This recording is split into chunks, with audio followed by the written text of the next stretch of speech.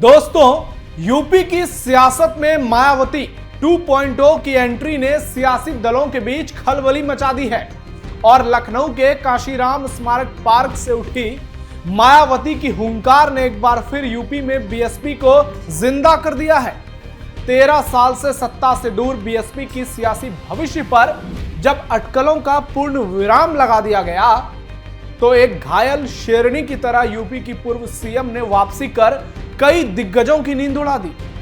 BSP supremo ने जिस तीखे तेवर में सपा सुप्रीमो अखिलेश यादव, कांग्रेस पार्टी और सांसद चंद्रशेखर रावण पर हमला बोला और जिस अंदाज में प्रदेश की योगी सरकार की खुले मन से तारीफ की, वो यूपी की पॉलिटिक्स में मायावती 2.0 की दस्तक दे रहा है, जो बड़े बदलाव की ओर इशारा करता है। सपा के पीडीए को सियासी छलावा बताना, कांग्रेस को दलित और अंबेडकर विरोधी करार देना और पूर्व सीएम अखिलेश यादव को सरेआम दोगला कहना, यह मायावती के नए वर्जन की दिलचस्प तस्वीर पेश करता है और विपक्षी दलों की जख्मों पर नमक लगाकर उसे कुरेदता है। वहीं अखिलेश यादव भी मायावती पर पलटवार कर रहे हैं और बीएसपी की बीजेपी से 60 गांठ की बात कर रहे हैं। इससे भी समझा जा सकता है कि एक सियासी रैली ने कैसे लखनऊ में हलचल मचा दी है। मायावती के इन तमाम हमलों ने साफ कर दिया कि यूपी में आज भी दलितों की सबसे बड़ी नेता के तौर पर मायावती शीर्ष पर हैं और उनके सितारे गर्दिश में नहीं, आसमान में टिमटिमा रहे हैं। यानी दलित पॉलिटिक्स की हुंकार भरने वालों को घेरते हुए मायावती ने तय कर लिया है कि आगामी चुनाव में बीएसपी भले ही किंग ना बन पाए, लेकिन वो किंग मेकर की भूमिका में जरूर होगी और उसके केंद्र में होंगी बीएसपी सुप्रीमो मायावती। नमस्कार, कैपिटल टीवी उत्तर प्रदेश के स्पेशल शो थर्ड आई में आपका स्वागत है और आज थर्ड आई में आपको यूपी पॉलिटिक्स में मायावती रिटर्न की शानदार कहानी बताएंगे।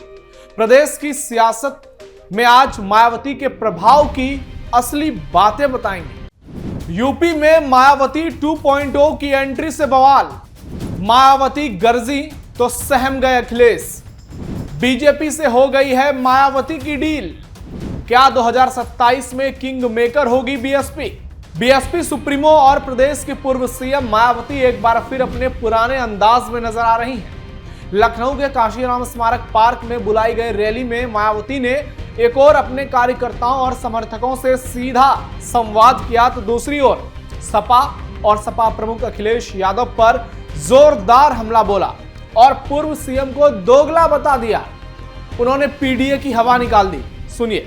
मैं सपा मुखिया अखिलेश यादव से मैं ये पूछना चाहती हूँ, यदि माननीय श्री काशीराम जी के प्रति आपका इतना ही आदर सम्मान था तो जब यूपी में मेरी सरकार थी तो मेरी सरकार ने अलीगढ़ मंडल में कासगंज के नाम से अलग से जिला बनाया।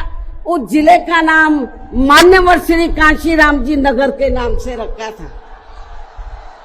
लेकिन जैसे ही समाजवादी पार्टी पावर में आई, उन्होंने नाम बदल दिया। मान्यवर श्री काशीराम जी के नाम पर हमने कॉलेज, यूनिवर्सिटी, अनेकों संस्थानों के नाम रखे, अनेकों संस्थानों के नाम रखे, जनहित की योजनाएं शुरू की।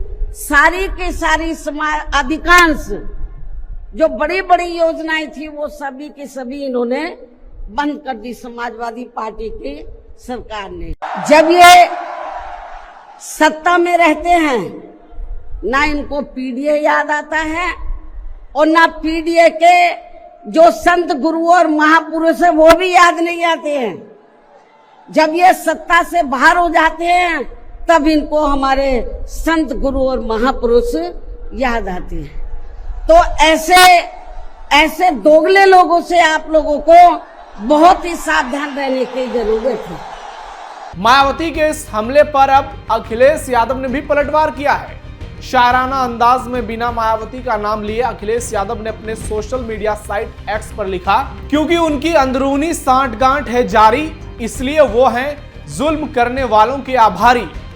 जाहिर है अखिलेश यादव ने पलटवार करते हुए इशारों में बीजेपी के साथ मायावती की सांठगांठ का आरोप लगाया है और उन्होंने सीधे तौर पर ये कहने की कोशिश की है कि मायावती की डील बीजेपी के साथ हो गई है। एक और मायावती ने अखिलेश को दोगला कहा तो दूसरी ओर बीजेपी सरकार और सीएम योगी आदित्यनाथ की जमकर तारीफ की। सुनिए। वर्तमान राज्य सरकार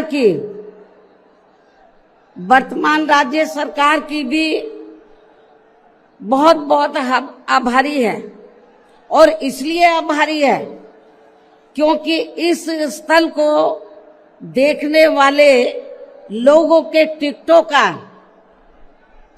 इकट्ठा हुआ पैसा पूर्व की रही सपा सरकार की तरह वर्तमान भाजपा की राज्य सरकार ने इसे दबाकर नहीं रखा है, बल्कि पार्टी के आग्रह करने पर इसकी मरम्मत करने पर पूरा खर्च किया है। तुष्टीकरण की सियासत पर मायावती का प्रहार, सांसद चंद्रशेखर रावण पर भी भयंकर हमला। एक और मायावती जहां अखिलेश पर बरस रही थी, दूसरी ओर वो तमाम मुद्दों पर खुलकर बोल रही थी। मायावती ने बरेली, कानपुर जैसे शहरों में आई लव मोहम्मद पर बढ़े बवाल को लेकर भी तमाम नेताओं को नसीहत दी। उन्होंने कहा कि शरारती तत्व अक्सर एक दूसरे के देवी देवताओं और पैगंबर का अपमान करते हैं और बवाल कराते हैं। ऐसा इसलिए किया जाता है ताकि विवाद बढ़े, अराजकता बढ़े।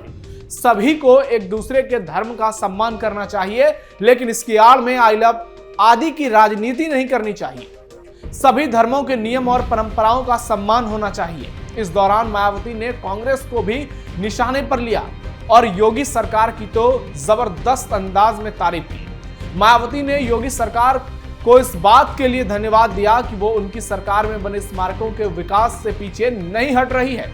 उन्होंने आजाद समाज पार्टी के नेता भीम आर्मी चीफ चंद्रशेखर आजाद रावण पर भी बिना नाम लिए करारा हमला बोला। इसके अलावा उनकी पार्टी के गठन में सपा, बीजेपी और कांग्रेस जैसी पार्टियों की भूमिका बताई। मायावती ने कहा कि यूपी में जब बीएसपी अकेले सत्ता में आई थी तो इन्हें डर था कि यदि बीएसपी को आगे बढ़ने से नहीं रोका गया तो फिर यह पार्टी केंद्र की सत्ता तक पहुंच जाएगी। इसी से घबराकर ये लोग एक हो गए। इसके अलावा ऐसे कई संगठन भी बनवा दिए हैं जो चुनाव में अपने फायदे के हिसाब से उम्मीदवार खड़े कर सकें। इनके एकाध उम्मीदवार भी जिताकर भेजे जा रहे हैं ताकि दलितों के वोट काटने में मदद मिलती रहे। यह सीधा इशारा नगीना सांसद रावण पर था। कांग्रेस पर मायावती का जोरदार पलटवार। यूपी की पूर्व सीएम ने कहा कि समाजवादी पार्टी की सरकारों में गुंडे और माफियाओं को बढ़ावा दिया गया। अब अधिकांश मामलों में ऐसी ही स्थिति बीजेपी की सरकारों में भी देखने को मिल रही है। आजादी के बाद सालों तक रही कांग्रेस की सरकार में तो दलितों का शोषण और उत्पीड़न होता रहा। यूपी में कांग्रेस का शासन भी जातिवादी, पूंजीवादी रवैये से चलता रहा। कांग्रेस ने 1975 में बाबा साहेब अंबेडकर के संविधान को ही किनारे लगाने की कोशिश की और आज इनके नेता यानी राहुल गांधी उसी संविधान को हाथ में लेकर नाटक कर रहे हैं। कांग्रेस ने ही परम पूज्य बाबा साहेब अंबेडकर को संसद में नहीं जाने दिया और उन्हें भारत रत्न तक नहीं दिया। मान्यवर काशीराम का जब निधन हुआ तो कांग्रेस की सरकार ने राष्ट्रीय शोक घोषित तक नहीं किया। इसके अलावा प्रदेश में सपा सरकार ने राजकीय शोक घोषित नहीं किया। मंडल कमीशन लागू करने में भी कांग्रेस उदासीन थी और बीएसपी के तमाम कोशिशों के बाद वीपी सिंह के दौर में हुआ। अब बीजेपी की सरकार में भी ऐसा ही रवैया है। शिलान्यास और उद्घाटन तो काफी हो रहे हैं लेकिन जमीनी तौर पर काम नहीं हो रहा। उन्होंने अपने समर्थकों से अपील करते हुए कहा कि आपको सर्वजन हिताय और सर्वजन सुखाय की नीति पर चलते हुए बीएसपी को आगे बढ़ाना है।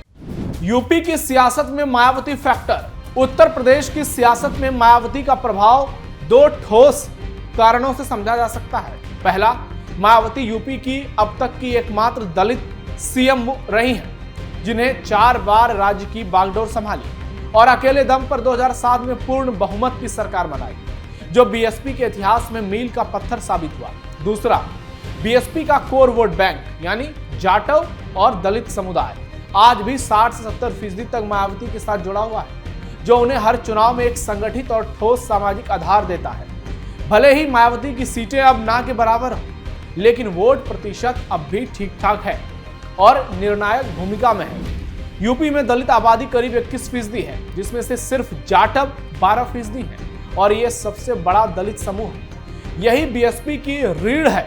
इस पहले जाटवों का समर्थन मायावती को लगभग एक तरफा मिलता था, लेकिन 2014 और 19 के लोकसभा चुनाव में बीजेपी की जबरदस्त सोशल इंजीनियरिंग ने इस आधार में सेंध लगाई और 2019 में बीएसपी सिर्फ 10 में से 2 जाटव बहुल सीटें ही जीत पाई, जो साफ इशारा करता है कि जाटव वोट बैंक अब पूरी तरह से पहले जैसा तो नहीं रहा है। फिर भी पोलिंग डेटा बताता है कि 2022 के विधानसभा चुनाव में अब भी लगभग 60% से ज्यादा जाटव वोट बीएसपी के साथ रहा, जो मायावती के लिए उम्मीद की सबसे बड़ी किरण है। हालांकि 24 के लोकसभा चुनाव में ये वोट अखिलेश के साथ भी गया, लेकिन ये सब बातें बताते हैं कि मायावती आज भी यूपी की सियासत में जिंदा है और वो जिस तरह से हुंकार भर रही हैं, जिस तरह से वो 2.0 की दस्तक दे रही हैं, वो अखिलेश यादव के लिए किसी डरावने सपने से कम नहीं है। और मायावती जितनी मजबूत होंगी, जितनी मायावती की चर्चा मीडिया में होगी, समाजवादी पार्टी को उतनी मुश्किलों का सामना करना पड़ सकता है, क्योंकि 2027 में विधानसभा के चुनाव होने हैं और एक और अखिलेश हैं तो दूसरी ओर बीजेपी है। ऐसे में मायावती फैक्टर इस चुनाव में दिलचस्प भूमिका अदा कर सकता है। योगी आदित्यनाथ का चेहरा, दूसरी ओर अखिलेश यादव। जब इन दोनों के बीच लड़ाई होगी और दलित वोटों पर इन दोनों गठबंधनों का निशाना होगा, तो मायावती वहां पर किंग मेकर की भूमिका में आएंगी और मायावती 2007 के फॉर्मूले को भी रिपीट कर सकती है, जब उन्होंने प्रदेश में जाटव दलितों के साथ साथ ब्राह्मणों को जोड़ा था, जो प्रदेश में करीब 12% हैं। ऐसे में मायावती की सोशल इंजीनियरिंग अगर 2027 में एक बार फिर देखने को मिलती है, तो इसका सीधा लाभ बीजेपी को मिल सकता है और इसका सीधा नुकसान अखिलेश यादव को उठाना पड़ सकता है। आपको क्या लगता है, क्या मायावती जिस तरह से खड़ी हो रही हैं दोबारा, क्या वो अखिलेश यादव के लिए बड़ा झटका साबित होने वाला है और क्या वो बीजेपी के लिए एसेट साबित होंगी? कमेंट बॉक्स में अपनी राय दीजिए। फिलहाल थर्ड आई में इतना ही। धन्यवाद।